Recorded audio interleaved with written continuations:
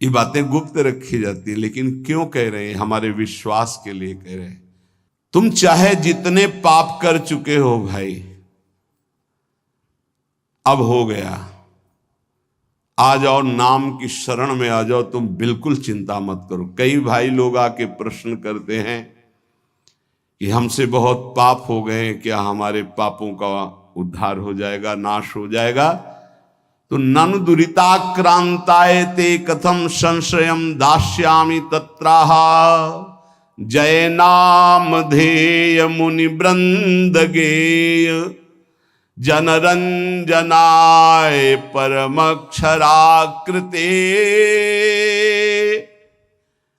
तुमनादरादपि मनागुदीरितम निखिलोग्रताप पटलिम बिलुम पशी। भगवान नाम जिसको अपना आश्रय दे देते हैं, कोई भी पाप ऐसा नहीं कि उसको दंड दे सके। ध्यान रखना, नहीं प्रश्न खड़ा हो जाएगा फिर महात्माओं को एक कष्ट क्यों मिलता है? ना नवीन पाप, वर्तमान का नहीं पाप, पूर्व के संचित पाप नहीं, ये प्रारब्ध का है जिससे शरीर रचना हो गई। यहां संचित भस्म, आगे त्रुटि हो जाएगी वो भस्म, वर्तमान में त्रुटि हो गई वो भस्म। बहुत विवेक की जरूरत है सत्संग सुनने के लिए। अगर आप नहीं सुनेंगे तो प्रश्न खड़ा हो जाएगा कि सर्व पाप नाशक नाम है, आप ऐसा कह रहे, तो फिर महात्मा जन क्यों भोगते हैं? ये पाप का फल वर्तमान का नहीं है, ये भूत का नहीं है, ये भविष्य में हो जाएगा तो भी उसका नहीं है। ये प्रारब्ध भोग है जो अनेक जन्मों के संचित कर्म गोदाम से निकालकर इस शरीर की रचना हो चुकी है। अब हम भजन कर रहे हैं, रचना पहले हो चुकी कि 25 वर्ष में ये होगा, 30 वर्ष में ये होगा, 45 वर्ष में ये होगा। मैं जिसको अपना आश्रय दे देता हूं, कौन? नाम। भगवान कह रहे नाम ये साक्षात सच्चिदानंदमय है। बड़े बड़े मुनिगण मेरा गायन करते हैं, मैं भक्तों के हृदय का अनुरंजन करने वाला हूं, मैं अक्षर रूप से अवतार लेता हूं। ध्यान रखिए, ये हमारे लिए भगवान का अवतार हमारे मुख में, हमारे मानस पटल में, हमारे हृदय में हो रहा। क्या? राधा। ये अक्षर अवतार है भगवान का। मैं अक्षरों की आकृति धारण करता हूं, जो मेरी शरण में आ जाता है मैं उसकी जय करा देता हूं। जिते विनायक शुभ अशुभ विघ्न करे नहीं कोई, विघ्न करे नहीं कोई, डरे कलिकाल कष्ट भय, हरे सकल संताप हरस हरिनाम जपत जय। पक्का ये सत्य है, ये वैभव संपन्न है, ये अकाल है। बोलते हैं सिख भाई, जो बोले सो निहाल, सत्य श्री अकाल। कालातीत तुम्हें बना देगा, श्री संपूर्ण वैभव प्राप्त हो जाएगा। सत्य है, वैभव संपन्न है, कालातीत है, और जो इसको बोले तो निहाल हो जाए। कह रहे हैं उसकी जय हो जाती है। एक एक शब्द पकड़ो, हृदय आनंद में भर जाएगा। मैं अक्षर रूप धारण करता हूं, राधा राधा राधा।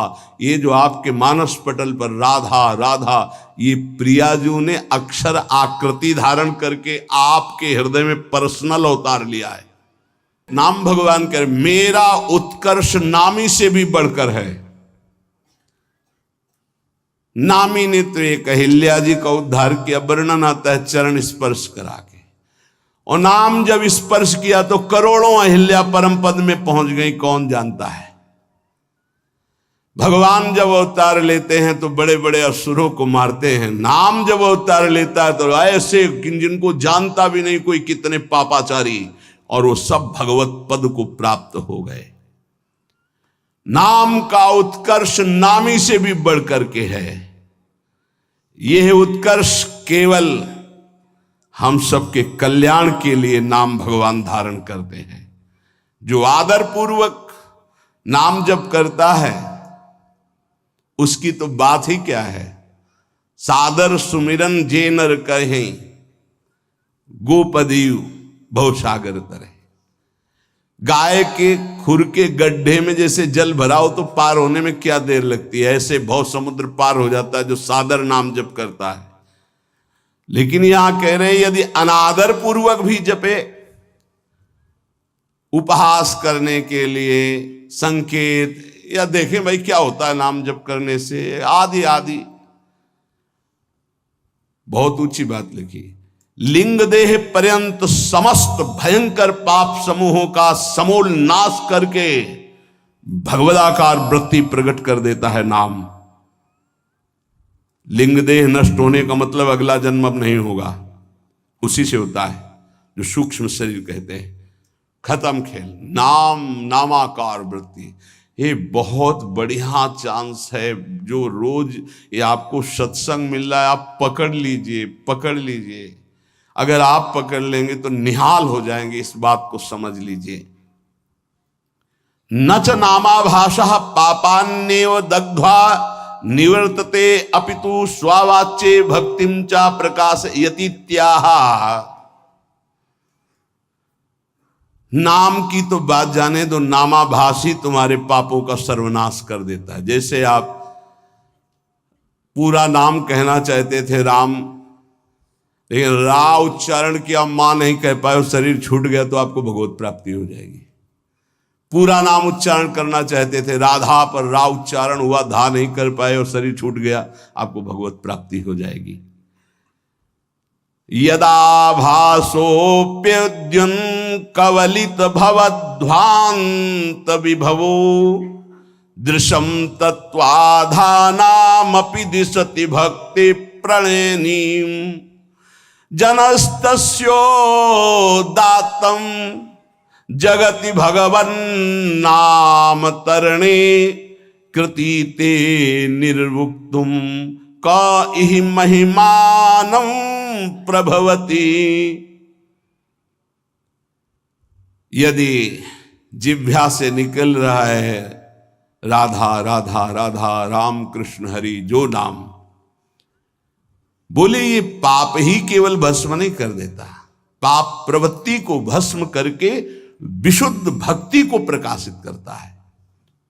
ये बहुत पाप की जड़ है पाप प्रवृत्ति, दुर्वासना मम सदा परिकर्षण, ये बहुत ऊंची अवस्था तक जाती है।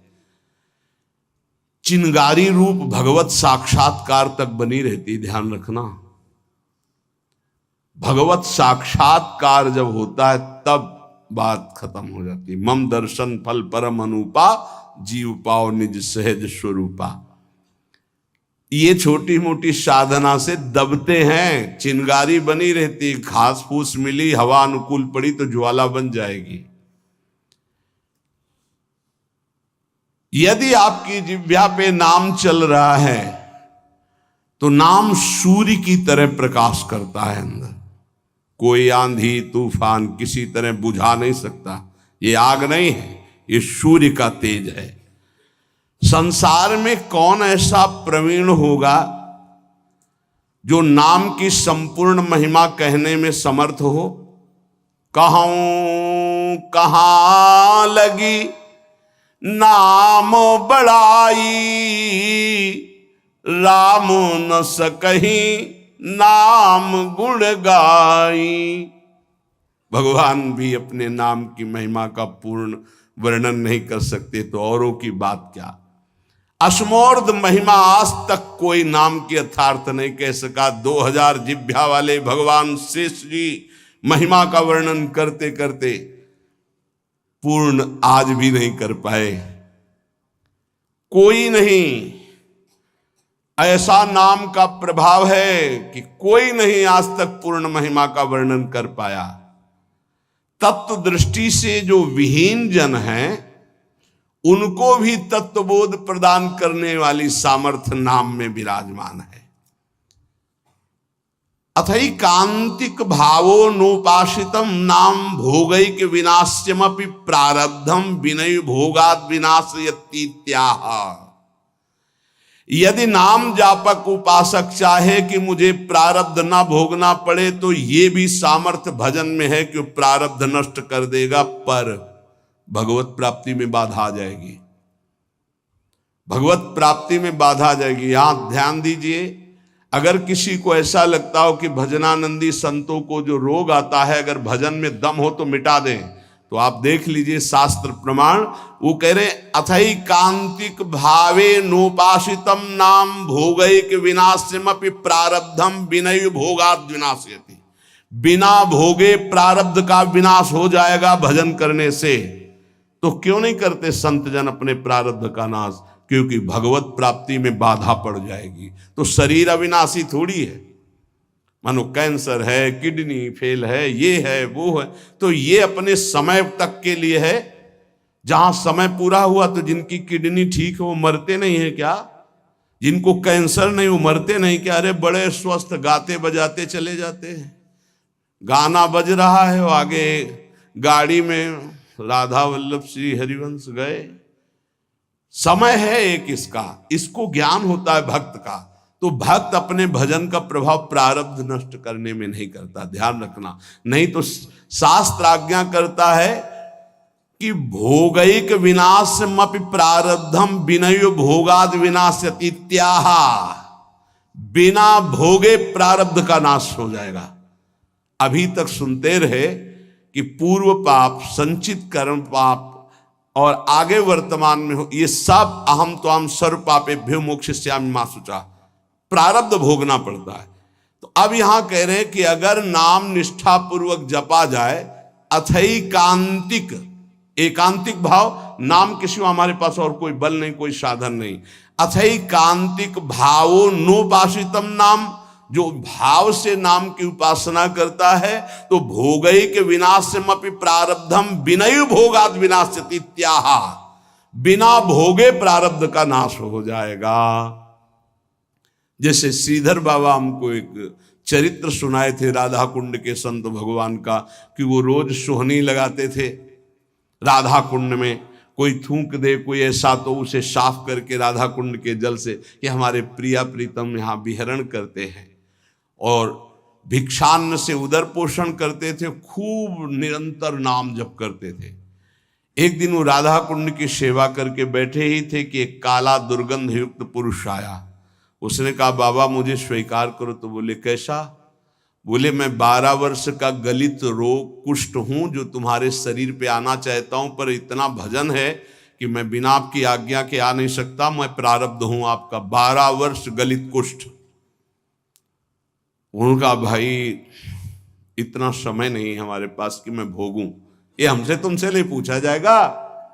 हाँ, ही ऐसे बड़े भजनानंदी गुरुजनों की बात है। उनका हमारे पास समय नहीं है। दूसरे दिन फिर बाबा स्वीकार करना पड़ेगा, हम 12 वर्ष का गलित कुष्ठ 6 साल में भुगवा देंगे। नहीं हमारे पास समय। क्रम से रोज आते रहे। एक दिन आए, बोले बाबा स्वीकार कर लीजिए प्रारब्ध, या फिर भजन से नष्ट कर दीजिए। भजन तो नहीं देंगे, भजन नहीं देंगे। तो बोले बाबा स्वीकार करो। तो बोले 24 घंटे स्वीकार करने पर आप राजी रहेंगे? तो बोले 12 वर्ष का कष्ट 24 घंटे में दूंगा, आप भोग पाएंगे? तो उनका हमारी बात तय है। तुम पूरे 12 वर्ष का जितना कष्ट है वो हमें 24 घंटे में दे दो, मैं स्वीकार करूं। बोले कोई औषधि नहीं, कोई पानी देने वाला नहीं रहेगा, दरवाजा आप अंदर से बंद करेंगे? बोले बिल्कुल अक्षरशः ऐसा। बाबा ने अपने शिष्यों से कहा दरवाजा बंद कर रहा हूं, आज इसी क्षण समय देख लीजिए, 24 घंटे तक कोई हमारे कमरे में नहीं आएगा, कोई विक्षेप नहीं पहुंचाएगा, हम खुद निकल आएंगे। जे ही का स्वीकार है, पूरा शरीर मवाद से युक्त हो गया, भीषण पीड़ा कढ़ाते रहे, हा कृष्ण हा कृष्ण। और 24 घंटे व्यतीत होने के बाद संपन्न हो गया। जब बाहर निकले तो तेजोमय स्वरूप। ये उन्होंने प्रारब्ध भोगा, ना कि भजन दिया। यहां कह रहे कि अगर आप भजन बल से चाहें, देखो अगर किसी ने वस्त्र दे दिया, किसी ने भोजन दे दिया, किसी ने कुटिया बनवा दी, तो उसका प्रारब्ध लेकर भोग लेते हैं महापुरुष। फिर अपना प्रारब्ध कैसे छीड़ कर लेंगे? विचार करो, महापुरुषों में इतनी सामर्थ्य है, वो फिर अपना प्रारब्ध क्यों? उनको विशुद्ध ज्ञान है कि ये शरीर नाशवान है, हम भोग सकते हैं, ये नहीं भोग सकते हैं। पर कोई भी साधक चाहे तो प्रारब्ध का नाश कर सकता है, पर साधक वही जो चाह मिटाने के लिए भजन करता है, शरीर को सुख प्रदान करने के लिए नहीं। पर हमारे शास्त्र में सिद्धांत है, अथैकांतिक भावे नोपासितम नाम भोगैक विनाशमपि प्रारब्धम विनय भोगाद विनाशयति त्याहा। एक बार भाई जी महाराज हरिद्वार में ऋषिकेश में बहुत ही हालत खराब थी, उठना बोलना बंद था, बड़े कष्ट में थे। इतने में श्री सीताराम ओंकारनाथ जी महाराज आ गए, बड़े सिद्ध महापुरुष थे। उन्होंने कहा कि कुछ मिनट भाई जी से वार्ता करनी है। तो उनका इस समय तो नहीं हो सकती, क्योंकि बहुत शिथिल और बहुत पीड़ा है। बोले आप सूचना दे दीजिए। तो भाई जी से कहा कि श्री सीताराम ओंकारनाथ जी महाराज पधारे हैं आपके दर्शन के लिए, कुछ संभाषण कर। ऐसे बैठ गए जिससे आराम से लेटे हो। कहाँ हैं? और गए और गंगा जी के किनारे चौकी पर बैठकर दोनों महापुरुष घंटों भगवत चर्चा हुई, और फिर आए और जे ही आके सैया पे लेटे, फिर वैसे ही। क्या ये प्रारब्ध उनके ऊपर शासन कर रहा है? नहीं। बस यही भूल संसारियों से हो जाती कि अगर भजन का ये परिणाम है कि दुख ना हो तो महात्मा को कष्ट क्यों है? नहीं, बिल्कुल कष्ट नहीं है, बिल्कुल कष्ट नहीं। तुम उसे नहीं जानते हो, तुम बाहरी ढांचे को कष्ट में देखकर कष्ट जानते हो। अगर तुम्हारे अंदर वो विवेक हो, वो सामर्थ्य हो, या कोई मशीन बनी हो, उनकी छाती में लगा के देख लो, ऐसा परमानंद विश्व में किसी को नहीं होगा जैसा भगवत भजन करने वाले को होता है। भोग के द्वारा ही प्रारब्ध का विनाश होता है, ऐसा शास्त्रों में पाया गया।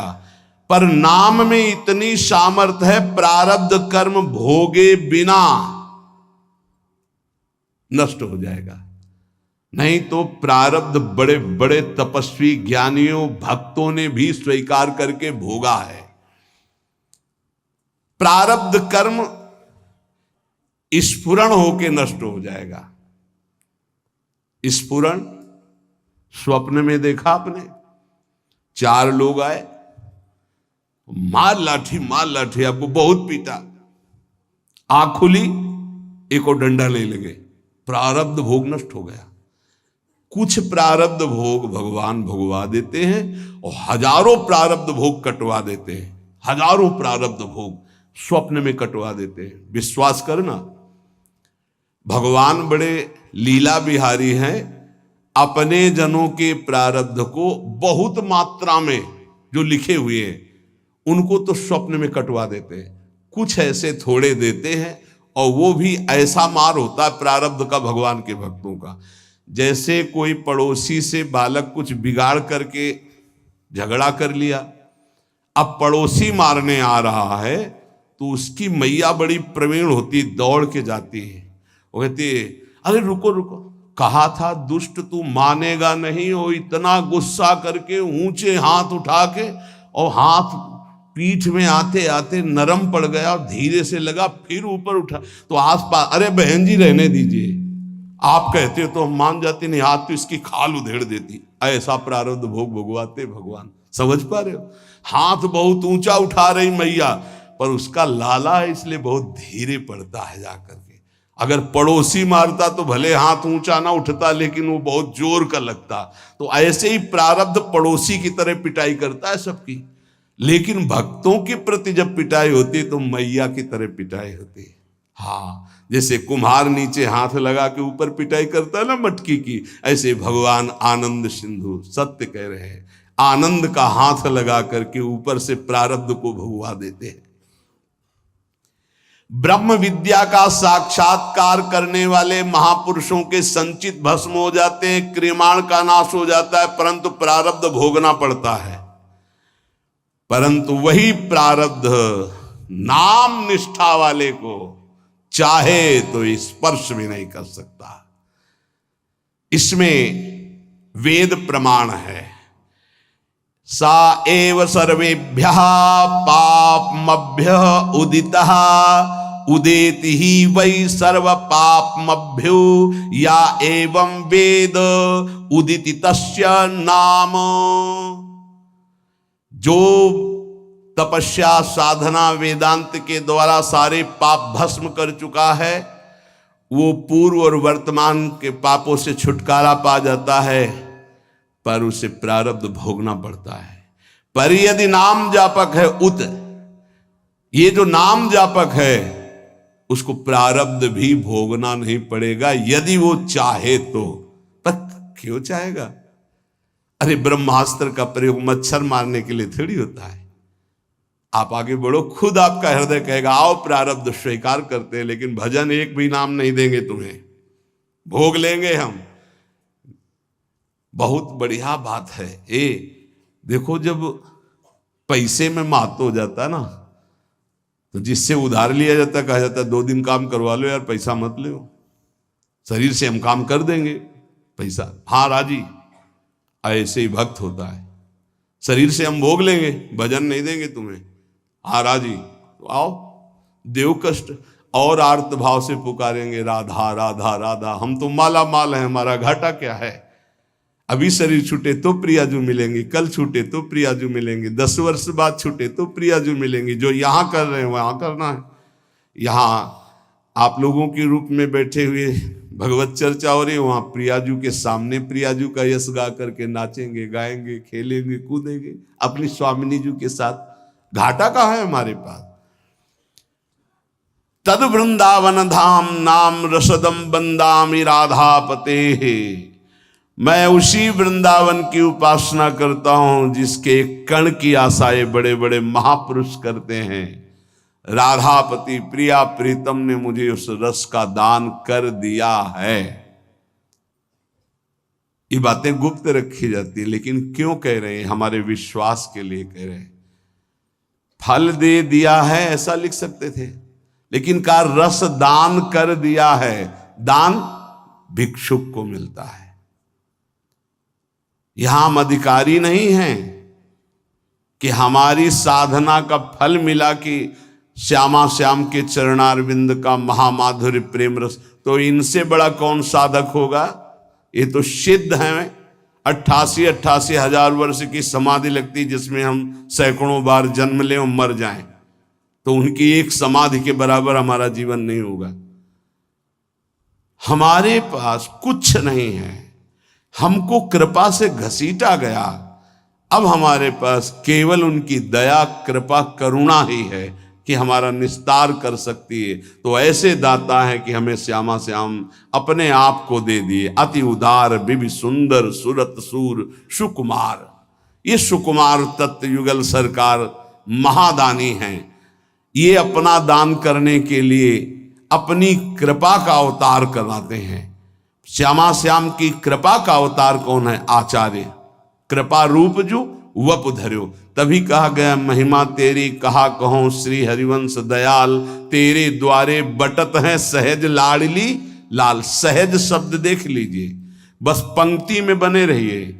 आपको ये चिंता नहीं करनी कि आपके अंदर क्या विकार चल रहा है, आपका भजन कितना चल रहा है, आप किस कोटि के साधक हैं। यहां इसका कोई गणना नहीं। यहां गणना है पंक्ति में खड़े रहो, बस इधर उधर नहीं डोलना। अगल बगल से पंक्ति लगी हुई है, वो आपको बुलाएंगे। बहुत समय हो गया खड़े रहते, कुछ मिला? बोले नहीं, अभी तो खड़े हैं। बोले आ जाओ हमारी पंक्ति में, देखो क्या बट रहा है, आनंद लीजिए। तो ऐसा ना गलती करें। ये जो शरणागति प्रिया प्रीतम की मिली, बस इसी पंक्ति में बने रहना। तो महिमा तेरी कहा कहो श्री हरिवंश दयाल, तेरे द्वारे बटत हैं सहज लाडली लाल। इसी पंक्ति से बड़े बड़े रस सिद्ध महापुरुष हो गए हैं। वैसी पंक्ति में आप भी जा रहे हैं। और पंक्ति का एक प्रभाव होता है कि चलना नहीं पड़ता, धक्के से आगे पहुंचा दिया जाता है। जब जोरदार पंक्ति लगी हो, आप बिल्कुल सेट हो जाओ उस पंक्ति में, तो पीछे से रेला आएगा, आप आगे पहुंच जाएंगे। जैसे बरसाने लाडली जी के दर्शन करने जाए ना, तो ये देखा ना, धक्का लग लग करके एकदम सामने पहुंच गए। और लाडली जी के दर्शन, बस अपने को पंक्ति में खड़ा कर दो। हमारी सामर्थ्य नहीं इस पंक्ति में खड़ा होने की। अगर अपने को पूछा जाए कि तुम्हें क्या चाहिए, उस पंक्ति में खड़ा करें तो बहुत घटिया मांग होगी। इतने रुपया दे दो, इतना मकान दे दो, दुल्हन दे दो, ये दे दो, वो दे दो। अगर हम पूछा जाए हृदय से सबके, ये खुल के बताओ तुम्हें क्या चाहिए, तो वो जब बोलेगा ना तो होश उड़ जाएंगे। हम लोगों से मांगा जाए कि आप अपना प्राण, अपना जीवन, अपना सर्वस्व प्रभु के लिए न्यौछावर कर दो, नहीं करोगे। और काम भाव के लिए आप 1 मिनट में तैयार हो जाएंगे प्राण देने के लिए। पक्का समझ, 1 मिनट में ऐसे अमूल्य प्राणों को देने के लिए तैयार हो जाएंगे। कैसे? जानते हो कि अगर इस बात का परिणाम आया तो आपको आजीवन कैद या फांसी मिल सकती है, लेकिन आप उस बात को ना समझकर आप कूद पड़ते हैं। तो हमसे पूछा जाए हृदय की बात तो संसार प्रिय है प्रभु नहीं, पर पता नहीं लाडली की कृपा धक्का लगते लगते लाइन में लग गए। फिर पता चला ये लाइन क्या बटता है इसमें, बोले प्रिया प्रीतम बटते हैं इसमें। तो लगा ये हम तो न प्रिया प्रीतम चाहते थे ना ये पंक्ति जानते थे, पता नहीं कैसे धक्का लगते हुए भीड़ में और ऐसी पंक्ति में लग गए जहां प्रिया प्रीतम बट रहे हैं। महिमा तेरी कहा कहो। हाँ, आचार्य चरण बैठे हैं और प्रदान करते जा रहे हैं। श्यामा श्याम की रति, श्यामा श्याम की रति, श्यामा श्याम प्रदान करते जा रहे। बोले मुझे राधापति ने रस का दान कर दिया है, अब मुझे कुछ नहीं चाहिए। कदानु वृंदावन कुंज मंडले भ्रमन भ्रमम हेम हरिन मणिप्रभम संस्मृत्य संस्मृत्य तदद्भुतम प्रियद्वयम द्वयम विस्मृति में तुम्हें खिलम। आहा, ऐसा कब होगा कि वृंदावन की कुंज कुंज में लीला चिंतन डोलूं, नील हेम मणि युगल नाम सुमिरन ते ही को घोलूं। ऐसा कब होगा? कदान वृंदावन कुंज मंडले भ्रमन भ्रमन हेम हरिन मणि प्रभम। मेरे नेत्रों में श्री श्यामा जी और लालजू की छवि छाई है और पद गुनगुनाते हुए वृंदावन की गलियों में डोल रहे। यहां चलना ही परिक्रमा और भजन है, ध्यान रखना। पक्की बात मान लीजिए, हमारी विश्वास करना। यदि संपूर्ण शरणागत हो तो तुम्हें अलग से भजन करने की जरूरत नहीं। पूरा भजन आपका हो रहा है, आपका चलना परिक्रमा हो रहा है, आपका सोना समाधि माना जाएगा। धाम में हो या भगवत आश्रित कहीं भी हो, पूर्ण शरणागति की बात कर रहा हूं। आपका हर बात बोलना यश गाना होगा भगवान का, और आपकी एक एक श्वास भजन माना जाएगा। आपका भोजन पाना भी भोग लगाना पूर्ण यज्ञ माना जाएगा। निद्रा समाधि स्थिति, एक एक कदम, एक एक क्षण, अब वो भजन करना नहीं पड़ रहा, स्वाभाविक होता है शरणागति का। ऐसा कब होगा? भ्रमण भ्रमण हमारे पैर चल रहे हैं पर मुझे पता नहीं क्यों। गौर श्याम जोरी हमारे हृदय मानस पटल पर छाई हुई है और हम गुनगुना रहे हैं। यार क्या अमृत है इन पदों में, बाद में जान पाओगे। अभी विष फैला है जबान में विषय भोगों का, इन नाना प्रकार के पदार्थों का, इसलिए पदों का स्वाद नहीं आ रहा। नहीं तो डूब जाओगे, डूब जाओगे, सुख में डूब जाओगे। देख सखी राधा पिय केली, देख सखी, सखी देख देख, प्रिया प्रीतम का कैसा सुंदर रूप है, देखो तो कैसे बन विहार कर। देख सखी राधा पिय केली, ये दो खोरी खिरक गिर गहवर बिहरत कुंवर कंठ भुज मेली। ये दो नवल किशोर रूप निधि बिटप तमाल कनक मनोबेली। अधर अदन चुंबन परिरंभन तन पुलकित आनंद रस छेली। ये सखी देखी, आज देख ब्रज सुंदरी मोहन बनी केली, अंश अंश बाहुदय किशोर जोर रूप रास मनो तमाल अरुझि रही सरस कनक बेली।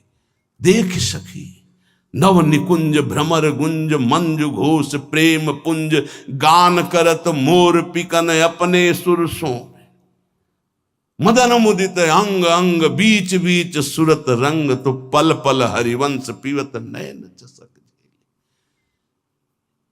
ये गा तो गए 2 मिनट में, लेकिन जब शोभा उतरेगी ना तो कितने घंटे शिथिल हृदय बना रहेगा। महाप्रेम रस कब ऐसा होगा कि वृंदावन में इन पदों को गुनगुनाते हुए, लीला का चिंतन करते हुए, रूप माधुरी का पान करते हुए घूमूंगा।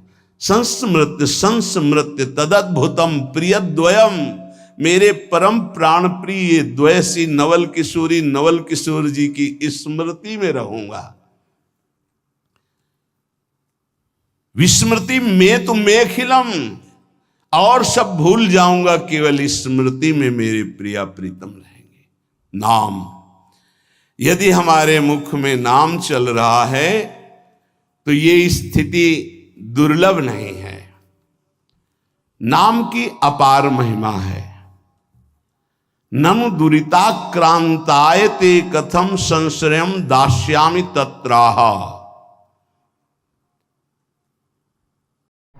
हेलो दोस्तों, आशा करता हूँ यह वीडियो आप लोगों को अच्छी लगी होगी और गुरु जी के बताए हुए मार्ग पर आप लोग चल रहे होंगे और उनकी बातों का पालन भी कर रहे होंगे। यह वीडियो गुरु जी के ऑफिशियल चैनल यूट्यूब चैनल से लिया गया है। इस यूट्यूब चैनल का मेन पर्पज गुरु जी की बातों का तो आप लोगों तक पहुंचाने का प्रयास किया जा रहा है। और आप लोगों को अगर ये वीडियो अच्छी लगी है तो कृपया लाइक शेयर कमेंट जरूर करके बताएं। और आप सभी को राधे राधे। चलिए मिलते हैं अगले गुरु जी के सब विचार से भरी वीडियो में।